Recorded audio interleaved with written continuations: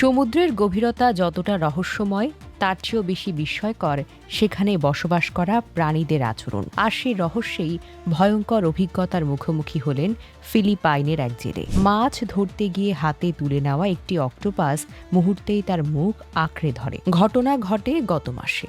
জানা গেছে ফিলিপাইনের ওই জেলে কাঠের ছোট একটা ডিঙি নৌকা দিয়ে সমুদ্রে মাছ ধরছিলেন। এক পর্যায়ে তিনি পানিতে একটি অক্টোপাস দেখতে পান। কৌতূহলবশত সেটাকে হাত দিয়ে ধরে নিজের মুখের কাছে নিতেই ঘটে বিপত্তি। অক্টোপাসটি তার সুর দিয়ে জেলেটির মুখে শক্ত করে চেপে ধরে। কয়েক সেকেন্ডের মধ্যেই তার পুরো মুখ প্রায় ঢেকে যায়।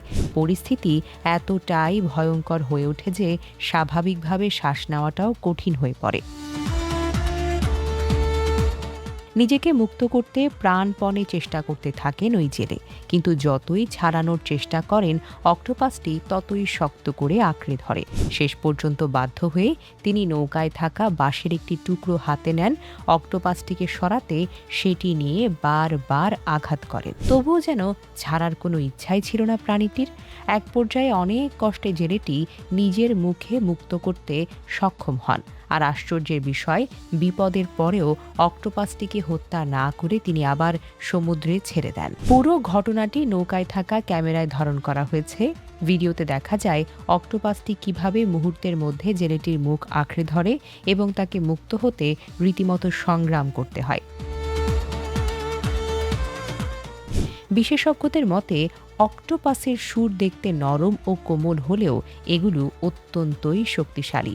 সুরের অসংখ্য শাখার বা চোষক অঙ্গের মাধ্যমে তারা কোনো বস্তুর সাথে শক্তভাবে আঁকড়ে ধরতে পারে। একই সঙ্গে স্পর্শ ও রাসায়নিক সংকেতের মাধ্যমে আশেপাশের পরিবেশও বুঝতে পারে তারা।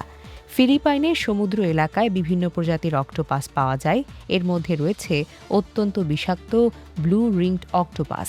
তাই সমুদ্রে এমন প্রাণী দেখলে কৌতূহলবশত হাত দিয়ে ধরার বদলে নিরাপদ দূরত্ব বজায় রাখাই সবচাইতে বুদ্ধিমানের কাজ।